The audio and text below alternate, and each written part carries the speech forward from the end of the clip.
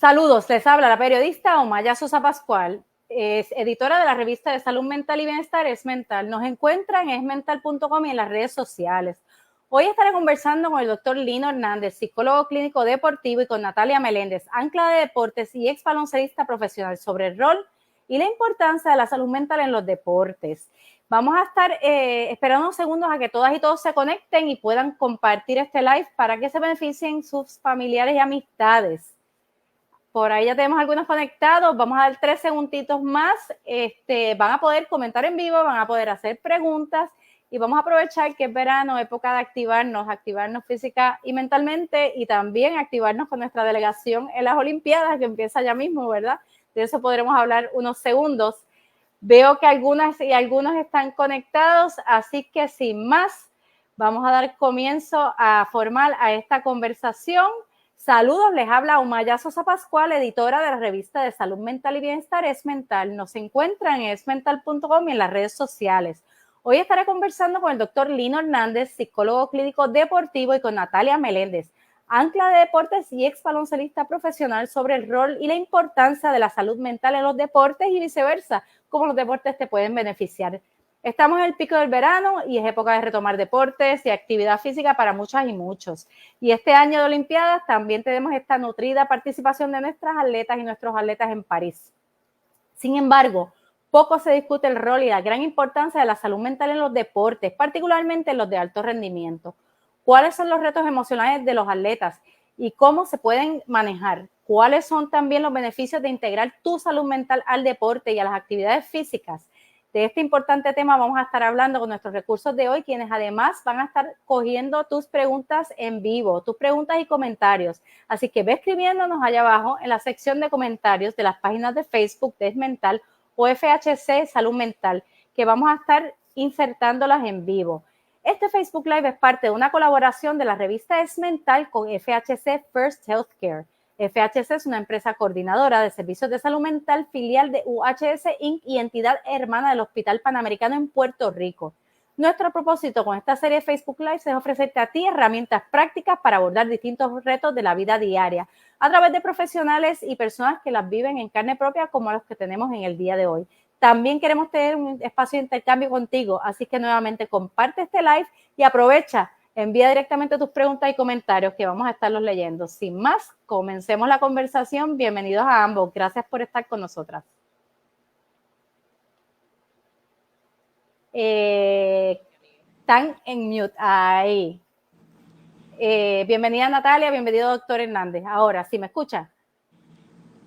Sí, ¿me escuchas? ¿Ustedes me escuchan a mí? Sí, te escucho a ti y creo que el doctor Hernández está en mute. Ahí lo tenemos, muy bien. Ahí está. Estupendo. Bienvenido, doctor, que no puede escuchar. Gracias, un placer verlas a las dos. Aprovecho a saludar a varias personas que están conectadas: Selimar, Ann, Lucia Lainis, espero poder haber dicho eso correctamente, y la gente de la Cueva de la Ventana. Vamos a empezar contigo, Natalia, rápidamente. En un reportaje que tenemos publicado en el día de hoy en esmental.com, le dices en entrevista a nuestra periodista Jennifer Wiskovich como antes, ¿verdad? Cuando era baloncelista, pues el tema de la salud mental no se conversaba mucho en el ámbito deportivo. ¿Cómo se percibía la salud mental cuando era jugadora? Y si sentías que había un estigma sobre este tema. La realidad es que el tema ni se tocaba, el término ni lo conocíamos. Yo jugué baloncesto muchos años, yo jugué profesional 17 años y era un tema que no era importante en aquel entonces, ¿verdad? Porque a veces pensamos que los atletas tienen que aguantarlo todo, pues están acostumbrados a competir, con la competencia viene la presión, vienen las críticas, y era algo que simplemente se manejaba con tienes que bregar, tienes que meter mano, las cosas son así, eso es parte del proceso, ¿verdad? Pero realmente era un tema que no se tocaba, que ayer, mientras ustedes me enviaron esas preguntas, yo decía, qué increíble cómo nosotros pudimos manejar por tanto tiempo esto. Y cómo en un lapso desde 2011, que fue cuando yo me retiré, ahora el 2024, de repente, esto ha cogido una importancia tan increíble y te hace pensar que hubiese pasado con muchísimos atletas si en aquel entonces este tema se hubiese tocado. La verdad es que era un tema que no se conocía, era un término que no se tocaba, que tenía cero importancia y me ha puesto a reflexionar sobre cómo era que nosotros manejábamos, porque es que me costó mucho contestar preguntas. De hecho, yo decía, yo no sé ni qué yo voy a decir en el live, ¿verdad? Voy a aprender mucho con el doctor, porque en el proceso de ahora, de a mis 47 años, todavía hay cosas que yo arrastro y que sé que a través de escuchar al doctor y de esta entrevista, a lo mejor, ¿verdad?, pudiese aclarar. Así que esto me parece un tema maravilloso. Gracias por traerlo. Pues mira, tú también le puedes hacer preguntas al doctor cuando le toque su turno. Realmente que no se hablara no quiere decir que no se vivía, ¿verdad? Porque ciertamente hablaste de que había muchas situaciones difíciles y lo sabemos por muchos deportistas, empezando por Simone Biles, ¿verdad? Que sabemos que tuvo que parar su carrera por el tema de la presión y de la salud mental. Es mucho lo que se vive. Me gustaría que nos hablaras un poco de cómo viviste esos retos y esas situaciones cuando eras atleta y cómo también se vivía el problema de la falta de valorización del baloncesto femenino. O sea, es mucho esfuerzo el que se pone en el atletismo y en el deporte, que quizás mucha gente no lo sabe. ¿Y cuáles eran esos principales retos que tú enfrentabas en esa etapa en tu vida? Mira, fueron muchos, ¿verdad?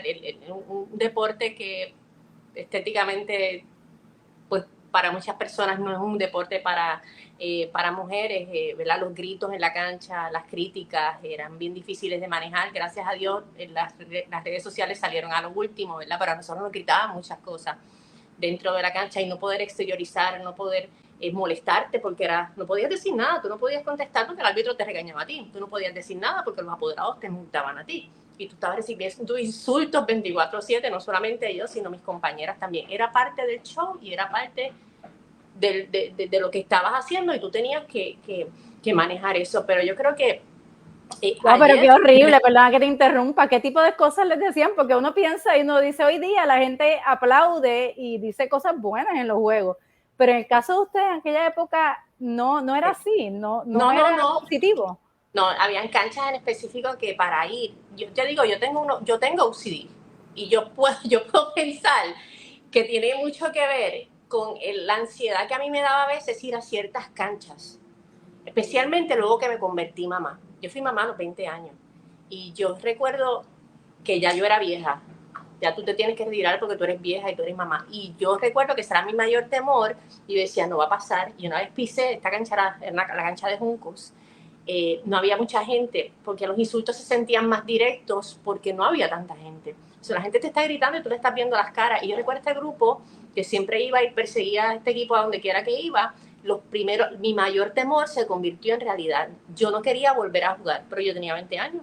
Yo quería seguir jugando y tan pronto yo entré a la cancha, vieja, retírate, tú no sirves, y estaba tratando de coger ritmo otra vez, fue bien difícil. Y cada vez que yo iba a esa cancha, para mí el nivel de ansiedad era una cosa bien terrible, bien terrible. Por eso yo soy a veces tan vocal defendiendo a las atletas en las redes sociales, porque yo lo viví y yo en aquel entonces me tenía que quedar callada, pero ahora no me voy a quedar callada, ahora voy a hacer su voz, ¿verdad? Y las voy a tratar de ayudar en cuando ocurre ese tipo de situación. Pero cuando me convertí en madre, que me dio postpartum, que me dio un nivel de ansiedad increíble y que nadie entendía qué me pasaba en cancha, claro que no iba a ser la misma jugadora. Si estaba en un proceso y tenía que, ¿verdad?, que coger ritmo otra vez encima de eso, estás tratando wow. Y en aquel entonces no había apoyo psicológico y emocional para las atletas en los equipos que jugaste. No existía. Inclusive entre nosotras mismas, yo me encontré en momentos, hay un caso de Yahitza Guerra que lo podemos hablar después, se llamaba una compañera mía de equipo, que nosotros mismas nos regañábamos, como que alguien se molestaba con el público, yo le decía, cállate, no digas nada, enfócate. Pero ¿cómo me voy a enfocar? Yo tengo derecho a defenderme, ¿verdad? Exteriorizar ese coraje, pero nosotras mismas no nos dejábamos porque teníamos en mente que, pues, que eso es parte del proceso. Wow. Era terrible. Te tengo una última pregunta antes de pasar con Lino y continuar la conversación y volver a ti, que tiene que ver con cuál es la importancia de que se atienda la salud mental, pero una de las personas que nos está escuchando, y Selima dice, wow, ¿verdad? Tú dices que no, pero es importante que relatos así personales tuyos se sepan, porque la gente que nos está escuchando Yo misma, que te conozco hace años, ¿verdad? No sabía de lo duro que era. Las conozco a ti y a tu hermana, que también fue baloncelista, y no sabía por lo que pasaban. Pero la pregunta de Carlos Rubén Carrasquillo va por esa misma línea, así que déjame ver si la de él reemplaza la mía para leer la de él. ¿Por qué si la salud mental es importante, apenas los atletas y los equipos consultan muy poco a los profesionales de psicología en su quehacer? Sí, yo creo que el doctor puede a lo mejor abundar un poco más sobre eso, pero algo que a mí me ha hecho muy, muy feliz en estos últimos meses es que se está integrando mucho. El Comité Olímpico tiene una psicóloga deportiva, pero no todos los equipos profesionales tienen psicólogos deportivos. Pero algo que sí está pasando es que los colegios están integrando. Por ejemplo, mi esposo está trabajando en el SEA, él viene de un programa maravilloso en la NCAA, y él exigió que si ellos querían que él fuera coach de este equipo, estos niños necesitaban un psicólogo deportivo todo el año, no un ratito. Y ellos tienen evaluaciones y ellos trabajan mano a mano con estos atletas estudiantes que están viviendo tantas cosas. O sea que algo que me parece muy positivo es que yo creo que se está creando conciencia, y las escuelas, porque ahí comienza todo. Desafortunadamente ya los niños de 6, 7 años están viviendo con una presión dentro del deporte. Las escuelas necesitan tener, si van a tener equipos de deportes, necesitan tener a un psicólogo deportivo que trabaje mano a mano con ellos. No, pues definitivamente, doctor, no sé si para no llevarnos esa pregunta para el segundo segmento, si quiere abundar, pues ¿cuál puede ser la razón de que no pues mira, se integren? yo estoy de acuerdo. Desde hace muy poco es que se está hablando sobre salud mental. Quizás unos 10, 15 años ya hay una presencia, quizás se debe a las redes sociales y a la masificación de lo que es la salud mental en el deporte. Y se ha visto esto muchísimo, pero yo creo que hay muchísimo camino por recorrer todavía. La integración de componentes, como está hablando Natalia, a todas las esferas deportivas, desde infantiles, juveniles, a estudiantes atletas, de universidades o hasta profesionales, muchas veces es escaso o esporádicas. Quizás nos pueden llamar para remediar una situación que ocurre, pero no existe un componente programático dentro de ningún aspecto para tocar la salud mental desde la perspectiva psicológica. Y obviamente, y hay profesionales que trabajamos constantemente con eso. Yo creo, pero que hay un camino muy grande todavía por recorrer. Yo entiendo, sí, estoy de acuerdo. Mi gran colega Rosa, que es la psicóloga del Comité Olímpico, pero debajo de todos los atletas élites hay todo un deporte, todos unos niños, todos unos estudiantes universitarios que necesitan apoyo. Esta gente son élites, alto rendimiento, tienen unas destrezas muy particulares, pero la inmensa mayoría necesitan apoyo psicológico en un sentido donde puedan regular sus emociones, puedan manejar la frustración, puedan manejar la ansiedad. Un sinnúmero de áreas que se deben tocar y se aprende desde pequeñito. Entonces vamos a ver menos incidencia de violencia, más control de la ansiedad, mejor ejecución deportiva. Así que es sumamente importante que esto se toque de una masificación increíble.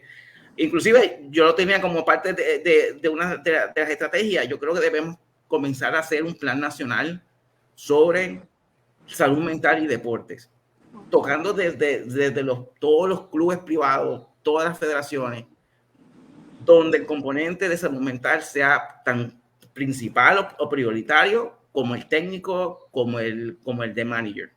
Así que hay tela para cortar, y de hecho me río porque estoy viendo una pregunta de su colega Juan Carlos Malavé Resach de la Asociación de Psicología, que también está en un comité, pero esa pregunta está calientita, la voy a dejar para el segundo segmento, para no desviarme con la última pregunta con Natalia. Natalia, para ir cerrando contigo, ¿cuál es la importancia en base a tu experiencia, ¿verdad? Tanto en el pasado como ahora, que de entrevistas a tantas deportistas y a tantos deportistas, ¿cuál es la importancia de que se atienda la salud mental en los deportes, y qué estás viendo en tu trabajo hoy día con todos estos atletas que estás viendo día a día? Quisiera decirte que es bonito el camino y el deporte tiene muchas cosas bonitas. Conozco de varios casos ahora mismo pasando en atletas profesionales que no la están pasando bien. Yo no tengo permiso, obviamente, para divulgar quiénes son, pero acuérdate que todos los atletas profesionales tienen un bagaje de su niñez y de su juventud que van alando y que se reflejan eventualmente en el juego, ¿verdad? Dentro del deporte. Pero bueno, los profesionales son los profesionales, pero donde más me preocupa realmente es en los niños. Yo niños. soy testigo todos los días de la presión que se le está poniendo a estos niños, y ayer yo estaba pensando, ¿verdad? Y yo decía, bueno, sí, lo que pasa es que lo que estamos criando esta generación de 7, 8, 9, 10, 11, 12 años que tienen, fue mi generación que no creía en esto o que no estaba preparado con esto. ¿Cómo hacemos para que nosotros como padres entendamos que esto es importante? Aplicarnos nosotros mismos lo que es la psicología deportiva, porque hay unas cosas bien importantes que nosotros a lo mejor no internalizamos para poder entonces transmitírselo a nuestros niños. Más allá que los niños y los jóvenes, yo creo, doctor, que trabajar psicología deportiva con los padres, sí, con los coaches, claro. Sí, es bien importante. Claro, totalmente. Sí. De hecho, aquí nos escribe Janice Marie y precisamente está hablando de su hija. Dice, mi nena jugaba voleibol y hubo tanta presión en el último torneo que ya no quiere jugar más. Ella que lo amaba, ¿cómo puedo hacer para motivarla otra vez? No sé para cuál de los dos puede ser esa pregunta. Es complejo. Los niños y las niñas pasan por una serie de etapas dentro de lo que es el deporte. Y hay que reconocerlas que esas etapas existen. A mí me preocupa mucho de que haya ocurrido con el deslinde del rol de los coaches o el rol de las personas encargadas, cuando no están velando o no están conscientes de las problemáticas que esto puede ocurrir en sus atletas. Y yo estoy de acuerdo, muchas veces se invisibiliza todo tipo de emociones, de pensamientos y de conducta por el mejor desempeño. Y obviamente podemos reconocer de que es importante y meritorio el que todos los componentes del equipo o federativo estén conscientes de esto y que se haga todo un tipo de andamiaje y herramientas para que puedan trabajar con esto. Te digo, los niños y las niñas pasan por unos procesos, hay que dialogarlo. Hay muchos niños que se retiran, se pueden retirar porque realmente cambian de interés, y eso es parte del proceso, pero si es por abuso o negligencia de parte del equipo, y eso pues hay que atenderlo, y eso es lo más que a mí me preocupa.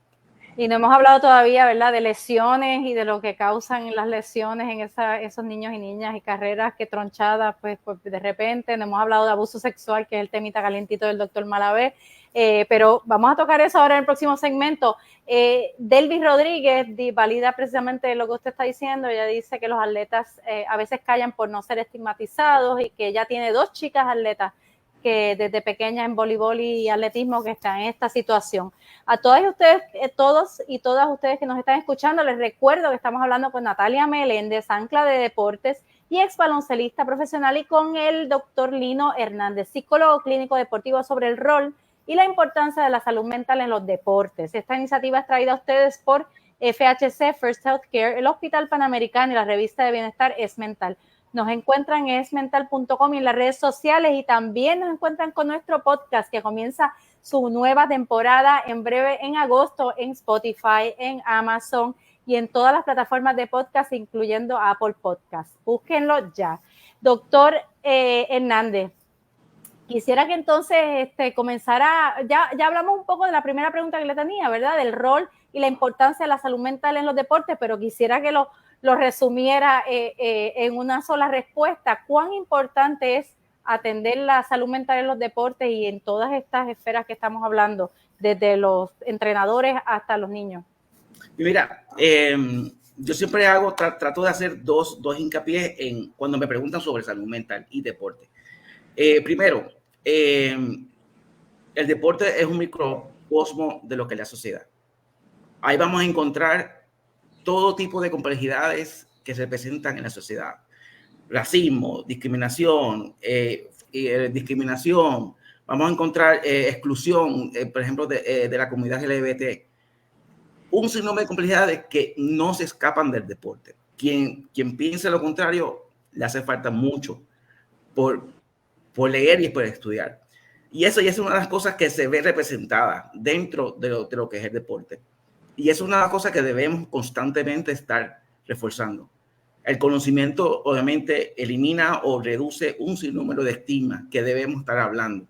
Y yo creo que, por ejemplo, estos espacios son esenciales para eso. Segundo, siempre hago hincapié de que salud mental se diferencia de enfermedad mental. Una enfermedad mental es una condición severa con altas complejidades y obviamente se atienden con los debidos referidos.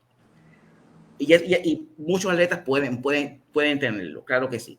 Pero la salud mental en general son esas herramientas que tenemos todos para manejar las vicisitudes, para manejar sentimientos, para manejar la vida cotidiana. Y muchas veces eso es lo que carecemos de destrezas por diferentes razones. Así que mientras pongamos a nuestros niños, a nuestras niñas, a nuestros atletas a tener toda una gama de experiencias que nutran esa personalidad, que nutran esas destrezas de manejo de vida, yo creo que van a poder tener éxito. Pueden manejar la frustración, pueden manejar la ansiedad, pueden manejarse en grupo. Yo creo que son cosas esenciales no solamente para el deporte, sino para la vida que nos vamos a enfrentar. Y yo creo que eso es sumamente importante, que no descartemos que el deporte trae todas las complejidades de la sociedad, pero también de eso tenemos que velar por la capacidad que podemos generar de una actividad donde haya disfrute, donde haya cohesión de grupo, donde haya armonía, para realmente es eso, tener un espacio para disfrutar nuestro espacio de condición humana. Aquí Miguel Sánchez en esa misma línea pregunta que cómo puede influir el deporte o cómo puede servir como un método o herramienta para tratar la depresión en jóvenes deportistas, por ejemplo. Bueno, lo que pasa es que hay muchísimos estudios donde ha demostrado una alta unión entre actividad física y síntomas psicológicos o la reducción de síntomas psicológicos. Y la depresión es una, y ansiedad. Donde mayor actividad física, obviamente actividad física y todo lo que realmente envuelve todo eso. Muchas veces envuelve conexión con las otras personas, poderse mover, activa un sinnúmero de áreas en nuestro cuerpo y nuestro cerebro. Te fomenta comunicación con tu comunidad, representa comunicación con familia, con gente que tú no sabías que tiene los mismos intereses que tú. Así que hay una conexión, hay un sentido de esperanza cuando hacemos actividad física por todas las conexiones que se hacen. Y obviamente eso está obviamente muy ligado a reducir síntomas de depresión. Sí, claro que sí. Doctor, ya pasando nuevamente a los deportistas como tal, ¿verdad? Y yo aquí pensando en la delegación, que no puedo dejar de pensar en nuestra delegación, ¿cuáles son los principales estresores que enfrentan los deportistas a todos los niveles, ¿verdad? ¿Y cómo se deben manejar? O sea, ¿cuáles son esas, verdad, presiones que quizás mucha gente que nos está viendo no entiende porque quizás no han sido deportistas o... ¿verdad? Mira, extraordinaria pregunta. Mi experiencia me lleva a que manejar dobles roles duales. ¿Qué significa eso? Ser atleta, pero tengo toda una gama de otras responsabilidades que no son atléticas. Son familia, escuela, colegio, pareja. Muchas veces todas esas áreas, si no se trabajan adecuadamente, en algún momento pueden trastocar mi desempeño atlético. Y esa dualidad de roles que tenemos todos es una de las cosas que más estresores le pueden caer o pueden tener a los atletas. Obviamente, yo trabajo con estudiantes atletas de la DAI y obviamente la responsabilidad académica es una sumamente fuerte Pesada. pesada para ellos, y además tienen que cumplir con todas las exigencias de un deporte competitivo como es la LAI. Así que es un ejemplo que te puedo dar, pero esa dualidad de roles debe de alguna manera u otra trabajarse, y probablemente pues con una buena salud mental pues, se puede hacer, claro que sí. Para ir cerrando, ¿qué hace falta todavía por trabajar en términos de la salud mental para que no sea de forma esporádica o cuando hay una emergencia? Para que lo que ambos están diciendo, de que esto sirva también como vehículo, ¿verdad? Para mejorar la calidad de vida y hasta el desempeño de los atletas se pueda concretizar. Para que quizá empiecen desde chiquitos. Pues yo soy abogado por un plan nacional de salud mental en el deporte. Que usted mencionó. ¿Qué significa eso? Es que de alguna manera u otra que la salud mental o todos los componentes psicológicos sean de un componente de programa, que se cree un programa nacional para atender o mirar la salud mental muy particular dentro del deporte. Pues, por ejemplo, hay muchos países que lo tienen, donde tú vas, las primeras edades se va a trabajar con cohesión de grupo, manejo de emociones. En otras edades, pues tú vas a hablar sobre cómo yo puedo manejar mis emociones individuales, cómo puedo manejar la frustración. En otra etapa podemos hablar sobre entrenamiento mental, donde qué herramientas mentales yo puedo usar para mejor desempeño atlético. Así que yo creo que todo ese plan nacional debe incorporarse en todo tipo de esferas de deporte, comenzando desde infantiles hasta alto rendimiento. Y que no sea un espacio de apagar fuego o de emergencia, porque muchas veces no funciona así. Sí, Casi me olvidé. Ajá, dile, Natalia. No, que a eso que le quiero añadir al doctor, que me parece maravilloso, ese plan ¿verdad? Universal, y es bien importante alinear, como mencioné, a los padres, a los coaches y a los jugadores, porque es que los niños están viviendo con unas contradicciones que ellos no entienden, y está bien que no lo entiendan, porque tú le estás diciendo que el deporte es para divertirse y para la salud. Tú se lo estás diciendo, pero entonces en la cancha le están diciendo que solamente juega el mejor y que solamente sobresale el mejor. Entonces ellos tienen una confusión entre lo que me dice en mi casa, lo que me dice mi coach, lo que me dice mi compañero de equipo. ¿Dónde estamos? ¿Para qué es el deporte? ¿Para qué es? Vamos a empezar por eso. ¿Hasta qué edad es para divertirse? ¿Hasta qué edad comienza a ser competitivo? ¿Está bien sentirse excluido? ¿Por qué no estoy jugando? O sea, hay tantas preguntas a los niños, le estamos diciendo es para divertirse, pero un niño que no juega ni un segundo en 40 minutos, él no se está divirtiendo.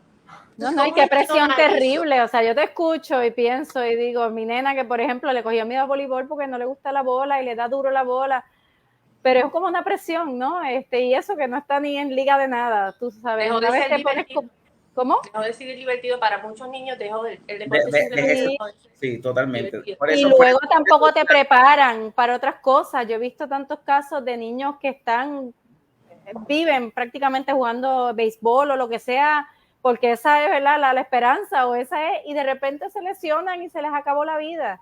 Entonces, cambian de interés, claro. y es algo tan natural que, mira, pues ahora quiero andar más con mis amigos. Y eso está bien, ¿cuál es el problema? Pero exactamente. Claro. No pasa nada. ¿Hasta dónde, verdad? Yo creo que aquí hay tema para otro live y voy a seguirlo pensando, pero ¿hasta dónde son los deseos de los niños versus los deseos de los padres?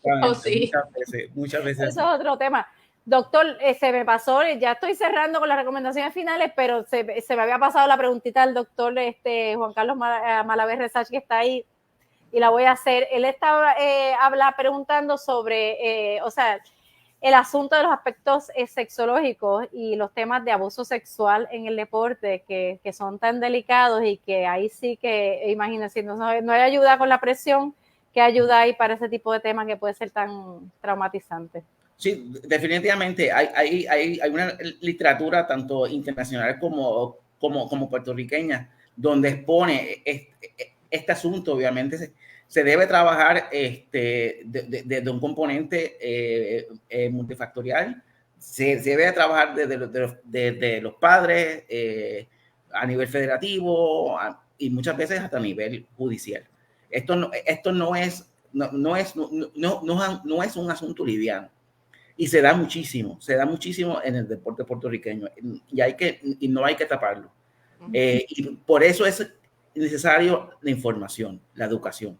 Porque cuando y es triste a nivel internacional también, he visto las noticias de que muchos de los entrenadores, por ejemplo, de gimnasia que han sido señalados, sí, siguen en el circuito, siguen, sí. O sea, ¿cómo se siente una chica atleta cuando las personas que han sido señaladas siguen presentes?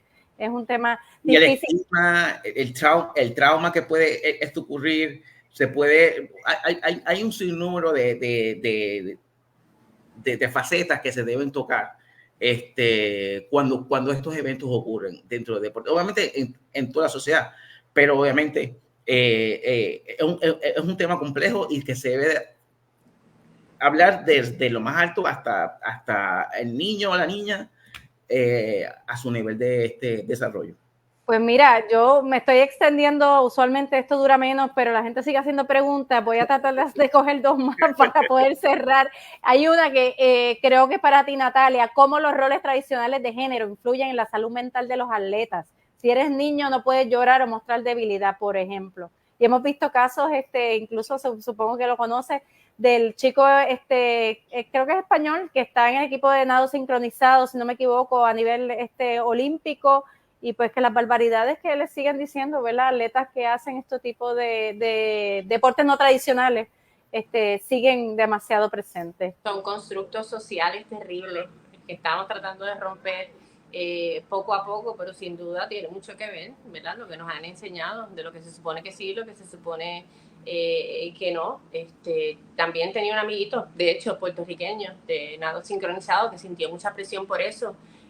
Ganó yo no sé cuántas competencias y cuando tú entrabas a los comentarios en Instagram, daban ganas de llorar, ¿sabes? Daban ganas de llorar, con todos los méritos del mundo, ganando todas las competencias del mundo. El enfoque en los ataques hacia él, celebrando su medalla, era el traje de baño que tenía, porque ponía las manos de cierta forma, le ponían la con su nombre. Estamos a años luz todavía de entender que, ¿verdad?, el deporte no tiene género, que todos somos capaces de jugar cualquier deporte, pero sí, y todavía está tan latente que hay que seguir. La verdad es que hay que seguir. Podrá sonar cansón, la gente siempre te lo va a escribir cada vez que uno hace alguna crítica, mira, esto está mal, y 1000 personas te van a escribir, tú vas a seguir con lo mismo, yo voy a seguir con lo mismo hasta que me muera. No, yo te felicito y tengo que decirlo, me encantan tus redes sociales porque tú te dedicas realmente a enaltecer el deporte de todo tipo, a defender a las mujeres en el deporte, ¿verdad? Y lo dijiste bien al principio de este live, como en tu época el baloncesto también, tú fuiste víctima de eso, sí, porque el baloncesto no era un deporte para mujeres y hasta hace muy poco, ahora finalmente están reconociéndole a la delegación femenina su valor, ¿verdad? Pero sabemos que pues nunca era lo mismo. Los otros días, a mí me gusta mucho leer porque yo, no porque quiera leer las críticas, a mí me gusta saber lo que piensa la gente en ocasiones, ¿verdad? Y yo puse las 12 guerreras y los 12 magníficos. Y una persona me escribió, estas ciegas son 24 magníficos. Diciendo como que nuestro equipo de mujeres pues eran hombres, como que no son 12 hombres, 12 y 12, son 24 hombres, está ciega. Qué terrible, qué terrible, qué terrible. Pues hay mucho por hacer. Una última pregunta para usted para cerrar, doctor. Aquí Miguel Sánchez pregunta qué tan importante es afrontar una lesión psicológicamente hablando para los atletas. Pues mira, sí, cuando un atleta tiene una lesión física, una de las grandes dificultades que tienes es volver a creer en la confianza de que puedes ejecutar al mismo nivel previo a la lesión. Y la lesión física y su componente psicológico es una de las cosas que más miedo le tiene a los atletas. Y una de las cosas que más se retiran o pierden el interés o la motivación o la disciplina que tiene un atleta. Inclusive, ya el atleta estando de alta, si se puede llamar así, donde no hay impedimento físico como tal, el componente psicológico de esa lesión es uno de los grandes impedimentos que puede tener para entrar otra vez a su desempeño. Necesitan muchísima ayuda psicológica para entender de que puede, de que el dolor no va a ser el mismo, ese dolor físico fue momentáneo, fue histórico, y que puede entonces recuperarse y puede estar a un nivel mayor de lo que estuvo antes. Pero sí, las lesiones físicas a nivel psicológico de los atletas es un asunto sumamente importante que se deben de atender. Sí. Bueno, nada, con esto voy a ir cerrando, no sin antes decir que estamos en época eleccionaria. Vamos a ver si alguien está escuchando, ¿verdad? El deporte es bien importante para todas y todos.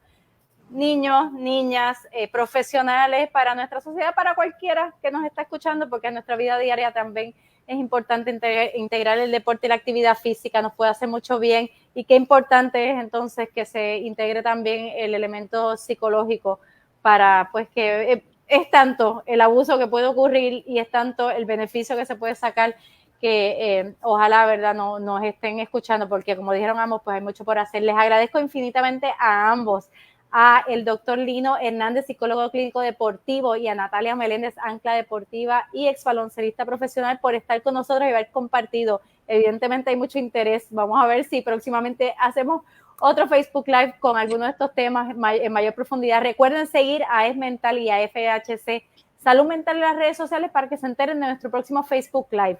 Agradecemos a FHC por su apoyo y a los pacientes, familiares y profesionales que colaboran con nosotras y con nosotros. Sin más, las dejo y los dejo con los mejores deseos. Y a nuestra delegación, es así, los mejores deseos. Que estén bien. Gracias a los dos. Gracias. Gracias a ti.